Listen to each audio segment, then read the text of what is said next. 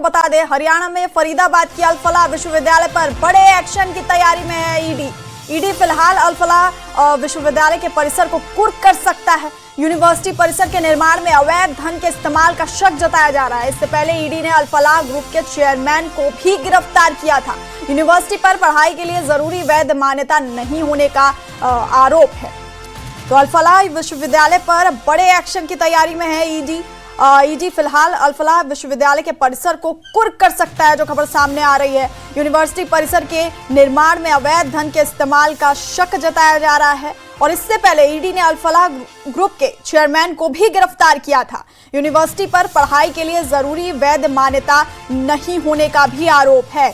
तो money laundering कानून के तहत इस यूनिवर्सिटी पर कार्रवाई की जाएगी। दिल्ली ब्लास्ट के बाद से निशाने पर है अल-फलाह यूनिवर्सिटी और अब विश्वविद्यालय के परिसर को ईडी कुर्क कर सकती है।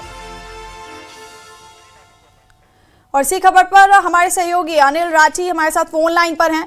अनिल, तो ईडी बड़े एक्शन की तैयारी में है अल-फलाह विश्वविद्यालय पर, विश्वविद्यालय के परिसर को कुर्क किया जा सकता है।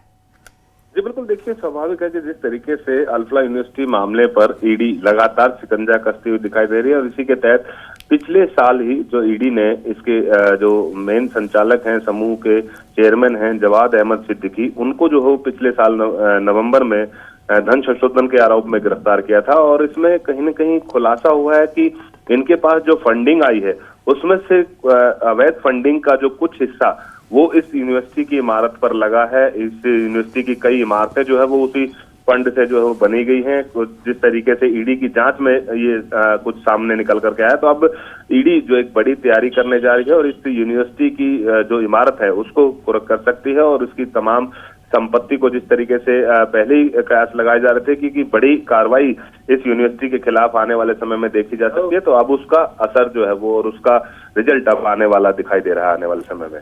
बिल्कुल अनिल, और जैसे कि दिल्ली ब्लास्ट के बाद से ही ये विश्वविद्यालय कहीं ना कहीं निशाने पर है ईडी के, और उसके बाद अब मनी लॉन्ड्रिंग कानून के तहत इस मामले में कार्रवाई होगी, और क्या कुछ कार्रवाई किया जा सकता है आने वाले दिनों में? जी देखिए, जिस तरीके से लगातार चाहे बात करी जाए इसकी पैरामीट्रिक पैमाइश की बात करी जाए, तमाम चीजों की बात करी जाए, यूनिवर्सिटी की हरियाणा सरकार की तरफ से बाकायदा जो है वो एसआईटी गठित कर दी गई, इस पूरे मामले को लेकर के जांच अधिकारी नियुक्त कर दिए गए हैं। तो कह सकते हैं कि अब यूनिवर्सिटी की मुश्किलें आने वाले समय में और ज्यादा बढ़ सकती हैं, क्योंकि जिस तरीके से एक के बाद एक कार्रवाई यूनिवर्सिटी के ऊपर चौतरफा हो रही है, चाहे फिर वो ईडी की तरफ से, चाहे फिर वो एनआईए की तरफ से, या फिर तमाम जांच एजेंसियों की तरफ से, तो कह सकते हैं कि आने वाले समय में बड़ी मुश्किलें जो है वो यूनिवर्सिटी के खिलाफ जो है पैदा हो सकती हैं। जी अनिल, बहुत बहुत शुक्रिया तमाम जानकारी हम तक पहुंचाने के लिए। तो हरियाणा में फरीदाबाद के अल-फलाह विश्वविद्यालय पर बड़े एक्शन की तैयारी में है ईडी अल-फलाह विश्वविद्यालय के परिसर को कुर्क कर सकती है। यूनिवर्सिटी परिसर के निर्माण में अवैध धन के इस्तेमाल का शक जताया जा रहा है और इससे पहले ईडी ने अल-फलाह ग्रुप के चेयरमैन को भी गिरफ्तार किया था। यूनिवर्सिटी पर पढ़ाई के लिए जरूरी वैध मान्यता नहीं होने का भी आरोप है। तो बड़े एक्शन की तैयारी में है ईडी। और अब खबरों का